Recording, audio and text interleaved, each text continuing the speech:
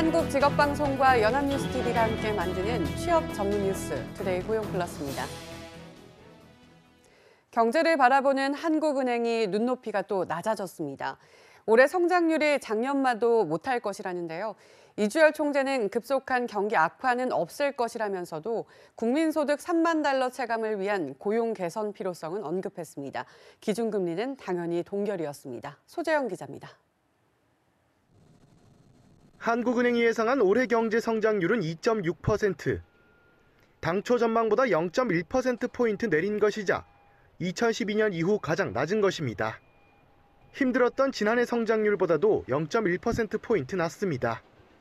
물가 상승률 전망도 1.4%로 0.3%포인트 낮췄고 취업자 증가 폭도 정부 예상치 15만 명보다 적은 14만 명을 예상했습니다.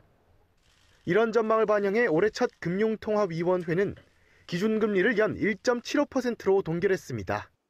지난 11월 금융 불균형 확대를 억제하고자 결정한 기준금리 인상의 효과 또한 지켜볼 필요가 있는 점을 고려하여 기준금리를 현 수준에서 유지하기로 결정하였습니다. 이번 동결로 미국과 0.75%포인트까지 벌어진 금리 격차가 줄지 않게 됐지만 한은은 금리 추가 인상은 신중하게 판단하겠다고 했습니다.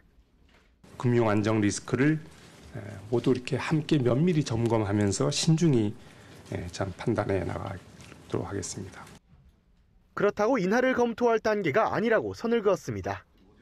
지금 수준도 완화적으로 판단하고 있기 때문에 물론 잠재 성장률이라고 하는 것하고 이렇게 비교해 봤을 때도 금리 인하를 논할 상황은 아직은 아니다. 실물 경기는 그간 호황이던 반도체에서 둔화 조짐이 보이고 민간 소비와 건설 투자 부진, 여기에 세계 경기 둔화 가능성까지 대두한 상황. 이 때문에 당분간 한은은 경기를 관망하며 기준금리를 유지할 전망입니다. 연합뉴스TV 소재영입니다. 반도체 산업의 작년 4분기 실적이 기대에 못 미친 데 이어 자동차 대표 기업 현대자동차도 지난해 실적이 크게 악화했습니다. 2010년 이후 처음 연간 영업이익이 3조 원을 밑돌았고 영업이익률은 2%대에 머물렀습니다. 문제는 글로벌 경기 침체로 올해도 여건이 쉽지 않다는 점입니다. 한상용 기자입니다. 현대차의 지난해 영업이익은 2조 4천억 원대, 재작년에 비하면 47% 넘게 급감한 겁니다. 영업이익이 3조 원 아래로 떨어진 것은 2010년 이후 처음 있는 일입니다. 매출이 다소 늘었지만 영업이익률은 2.5%로 거의 반토막 났습니다. 1,000원어치를 팔면 25원밖에 남기지 못했다는 얘기입니다. 수출만 놓고 보면 상황은 더 안 좋습니다. 지난해 국내에서 만들어 수출한 자동차는 재작년보다 3.2% 줄어든 244만여 대, 3년 연속 줄었습니다. 작년 한 해 수출액 역시 전년도에 비해 1.9% 역성장했습니다. 갈수록 치열해지는 경쟁 속에 전략 모델도 한계에 달해 최대 시장인 미국에서 실적이 부진했고 중동, 남미 지역은 현지 경제가 불안한 탓에 수출을 늘리기 쉽지 않았습니다. 문제는 앞으로도 수출 여건이 녹록지 않다는 점입니다.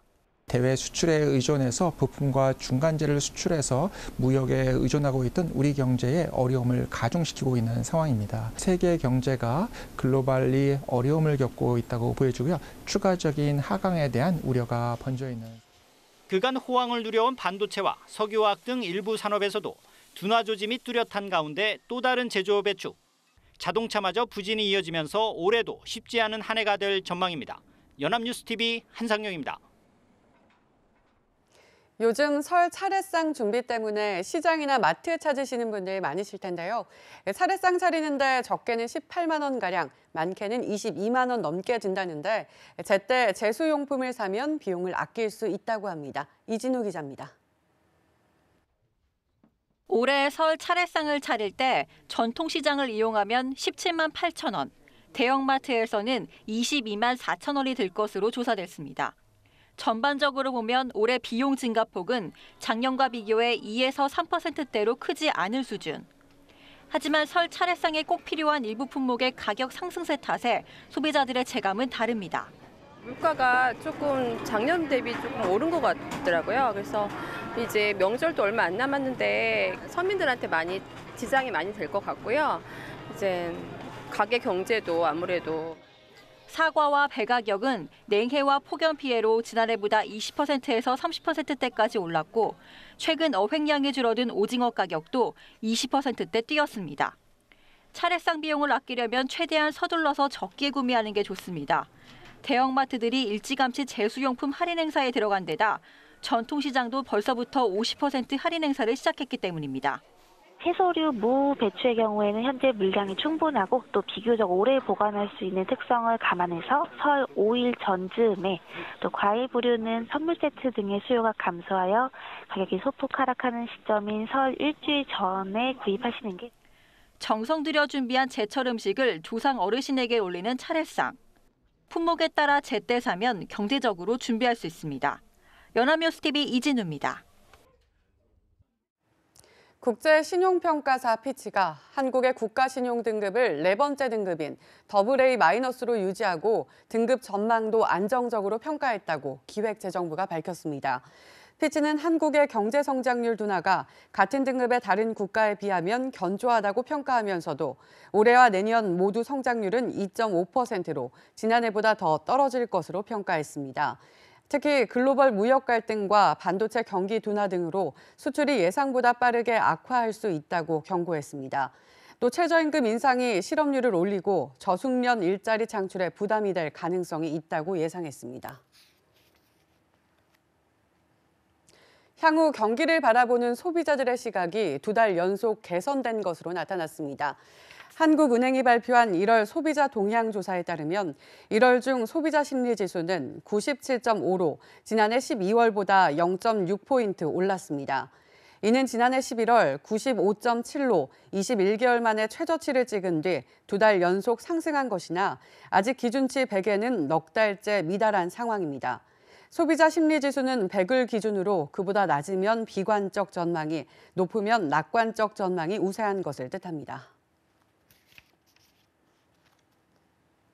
문재인 대통령이 24일 과학기술연구개발의 중심지 대전을 찾아 혁신성장 의지를 드러냈습니다. 신기술에 대한 연구를 적극 지원하되 간섭도 규제도 하지 않겠다고 강조했습니다. 이재동 기자입니다. 문재인 대통령이 울산에 이어 올해 2번째로 찾은 지역은 우리나라 과학기술연구의 중심지 대전이었습니다. 문 대통령은 대전은 4차 산업혁명 시대의 선도 도시라며 신기술을 통한 혁신성장 의지를 강조했습니다. 4차 산업혁명 시대는 우리에게 주어진 새로운 기회입니다. 우리 과학기술인들이 연구하는 결과가 4차 산업혁명 시대의 모습이 될 것입니다.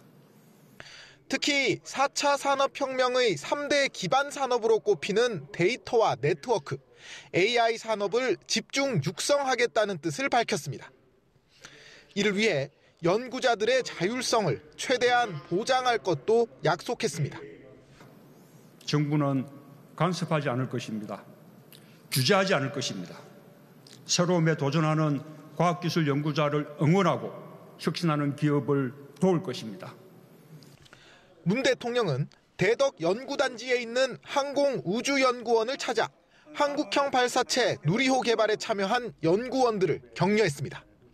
아폴로 11호가 사람 달 착륙에 이렇게 성공했을 때 임시 공유를 했었어요.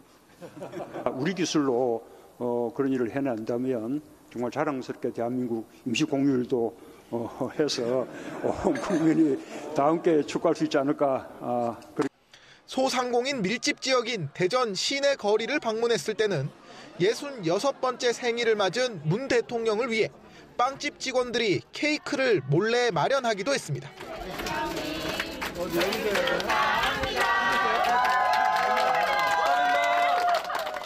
문 대통령은 앞으로도 신기술과 관련한 분야를 직접 방문해 올해 핵심 과제인 혁신성장을 적극 견인할 것으로 보입니다. 연합뉴스TV 이재동입니다. 심각한 저출산 고령화를 타개하기 위해 정부가 본격적으로 정책 공론화에 나섰습니다. 정부는 노인 연령 기준 상향 조정과 평등 육아 등 다양한 의제를 제안했습니다. 조성은 기자입니다. 정부는 지난해 저출산 고령사회위원회를 출범시키며 모든 세대의 삶의 질을 개선하겠다고 선언했습니다. 전례 없는 속도로 고령 사회에 진입한 우리나라. 문제를 해결하기 위한 방법으로 노인 연령 기준을 상향 조정하자는 의제가 올라왔습니다. 노인 연령을 어떻게 정책적으로 규정하고 그걸 이행 과정을 어떻게 면밀히 설계할 것인가 하는 것을 우리 위원회에서 지금부터는 좀 더 적극적으로 논의해 주실 필요가 있다. 노인 연령 기준을 현행 65세에서 70세로 올릴 경우 생산 가능 인구가 420만 명가량 늘면서 노인 부양비는 59.2명에서 38.9명으로 감소하는 효과를 낳는다는 겁니다. 청년층의 부담을 낮추며 노년층을 지원할 수 있는 방안이지만 퇴직 연령, 연금 수급 등 수많은 사안이 얽혀 있어 다각적인 검토가 필요하다는 지적도 나왔습니다. 고령화만큼이나 심각한 저출산. 정부는 지난해 출생아는 약 32만 명, 합계 출산율은 0.97명 정도로 추산하고 있습니다. 세계 최초 0명대 출산율 기록은 기정사실이 됐습니다. 바뀐 정책의 효과가 나타나지 않는 상황이라 크게 당황하진 않는다면서도 앞으로 구체적인 성과가 나와야 한다고 강조했습니다. 그러나 언제까지나 그렇게 가만히 있을 수는 없고 정말 그게 이제 턴어라운드해서 출산율이 올라가야 된다고 저는 생각을 합니다. 일도 육아도 평등하게 하는 사회를 만들기 위해 육아휴직의 사각지대에 있는 자영업자나 비정규직 등을 지원할 계획도 밝혔습니다. 연합뉴스TV 조성음입니다. 고용노동부가 재작년 공공부문 정규직 전환 추진 계획을 발표한 이후 지난해 말까지 1년 6개월 동안 공공부문 비정규직 17만 5천 명의 정규직 전환 결정을 완료했다고 밝혔습니다. 이는 2020년까지 전환 목표 규모인 20만 5천 명의 85.4% 수준입니다. 고용 형태별 정규직 전환 결정률은 기간제 노동자가 94.2%, 파견, 용역 노동자는 69.2%로 나타났습니다. 정부가 고졸자 취업 활성화를 위해 공공부문 채용 인원을 확대합니다. 유은혜 사회부총리 겸 교육부 장관은 오늘 오전 사회관계 장관회의에서 공무원 국가직 지역인재 9급 고졸 채용 인원을 현 7.1%에서 2022년까지 20%까지 단계적으로 확대한다고 발표했습니다. 지방직 공무원 기술계 고교 경력 경쟁 임용 인원 역시 현 20%에서 2022년까지 30%까지 늘릴 방침입니다. 더불어 중소, 중견기업에 3년 이상 근무한 고졸 재직자가 대학 진학 시 학비 전액을 지원합니다. 연합인포맥스는 24일 서울 여의도 콘레드 호텔에서 제8회 연합인포맥스 금융대상 시상식을 열었습니다. NH투자증권이 지난해 기업공개와 유상증자, 인수합병 등에서 두각을 보였다는 평가를 받으며 투자은행 IB 부문 종합 대상을 차지했습니다. 기업공개 주간 부문상은 롯데정보통신 상장을 도운 미래에셋대우, 채권 부문상은 KB증권이 수상했습니다. 인수합병 재무자문과 법률자문 부문상은 각각 크레디트 스위스와 김앤장 법률사무소가 받았습니다.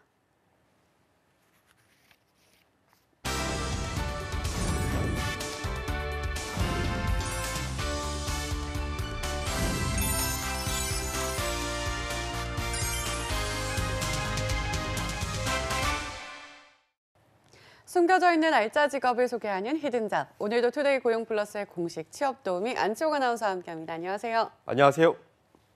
히든잡 시간입니다. 최근 유명 TV 예능 프로그램을 통해 떠오르는 직업이 있습니다. 바로 연예인 매니저인데요. 오늘 히든잡에서 연예인 매니저의 세계를 낱낱이 파헤쳐봅니다. 최근 히든잡에도 문의가 많이 들어왔던 직업이죠. 연예인 매니저, 요즘 그야말로 핫하게 떠오르고 있는데요. 네, 최근 지상파 한 예능 프로그램에서 연예인 매니저를 다룬 방송이 인기를 얻고 있기 때문인데요. 연예인 매니저란 가수, 탤런트, 영화배우, 또 개그맨 등 연예인들의 방송 출연 등 연예 활동과 관련된 모든 일정을 계획, 관리하는 일을 담당하는 직업을 이야기합니다. 이렇게 연예인 매니저는 연예인의 사생활부터 업무 스케줄까지 모두 관리하며 최고의 유명인으로 육성하는 데 목적을 가지고 있는 직업이라고 할 수 있죠. 네, 그렇죠. 그런데 최근 많은 분들이 오해하시는 것 중 하나가 매니저는 연예인의 스케줄을 관리하며 대신 운전을 해주고 식사를 챙겨주는 역할로만 생각하는 거잖아요. 네, 그렇습니다. 이 역시 방송의 영향이 큰데요.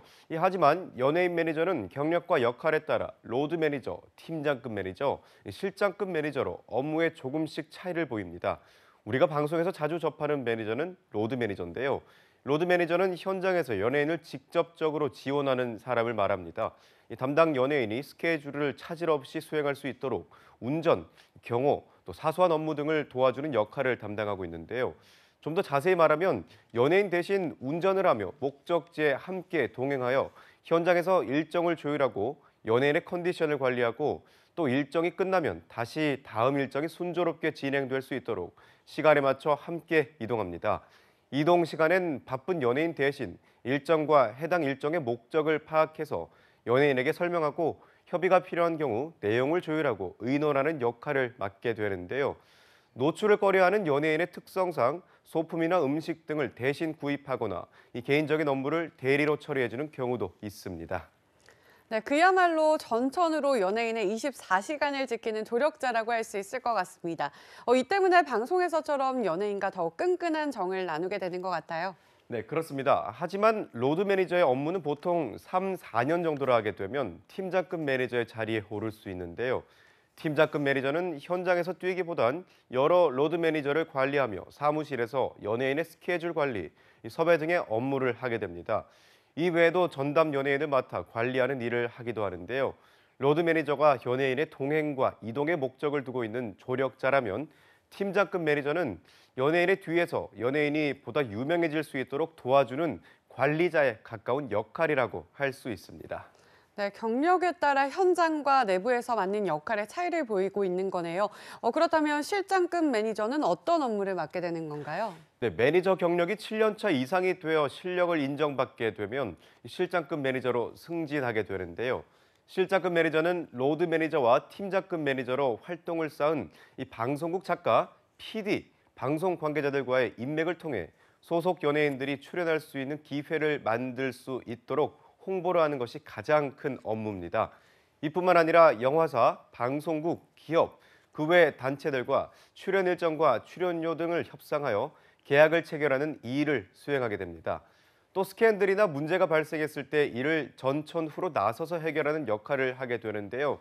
이를 위해 연예인의 활동 방향이나 이미지를 끊임없이 관리하는 총 책임자 역할을 한다고 생각하시면 됩니다. 실장급 매니저의 또 다른 특징은 가장 중요한 신인 연예인들을 발굴하며 지원하는 업무까지 한다고 볼 수 있습니다.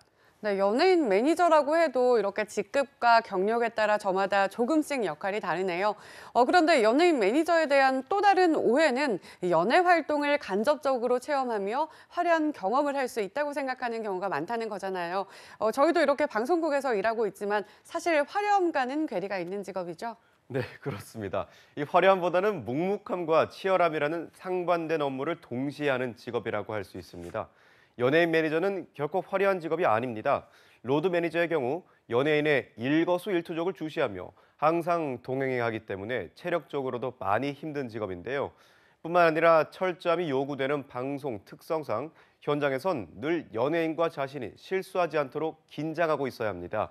이 때문에 원만한 대인관계 능력은 물론 성실함과 친화력까지 요구되는데요. 또 매니저를 처음 시작할 땐 100만 원 후반부터 200만 원 이상까지 업무 강도에 비해 결코 많지 않은 월급을 받는 경우가 대부분입니다. 그래서 화려한 연예 생활을 기대하고 매니저 일에 뛰어들었다가 그만두는 경우도 많다고 합니다. 하지만 이러한 생활을 견디고 경력이 쌓이게 되면 높은 보수와 좋은 대우를 받는 경우도 많기 때문에 결국 묵묵함으로 버텨야 하는 직업이라고 할 수 있죠. 네, 연예인이 명이라면 매니저는 그 반대인 암에서 묵묵히 연예인을 지켜주고 보다 성장할 수 있도록 도와주는 역할이라고 할 수 있을 것 같습니다. 그렇다면 연예인 매니저가 되기 위해서는 어떻게 해야 하나요? 네, 특별한 노하우나 방법이 정해진 건 없습니다. 학력과 전공도 불문입니다. 단 하나 필요한 건 운전면허 자격증이라고 하는데요. 일반적으로 연예인 매니저는 인맥을 통해서 구직 사이트에 매니지먼트사나 기획사의 구인 공고가 올라올 때 지원할 수 있습니다. 이때 가장 중요한 건 원만한 성격과 끈기를 보이는 건데요. 서류 전형보다 면접을 통해 자신의 열정을 보이는 것이 보다 중요하다는 사실 잊지 마시기 바랍니다.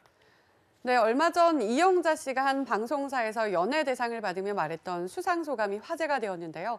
바로 매니저는 자신이 맡은 연기자가 상을 탈 때 보람을 느낀다고 했는데 오늘 그 목표가 이뤄진 것이라는 소감이었습니다. 자신보다 타인의 빛을 발하는 것에 보람을 느끼는 직업, 고되지만 값진 보람을 느끼고 싶으신 분이라면 연예인 매니저에 꼭 도전해 보시기 바랍니다. 지금까지 히든잡 안치홍 아나운서였습니다. 고맙습니다. 고맙습니다. 지금까지 투데이 고용플러스였습니다. 오늘 저희가 준비한 내용은 여기까지입니다. 함께해 주신 여러분 고맙습니다.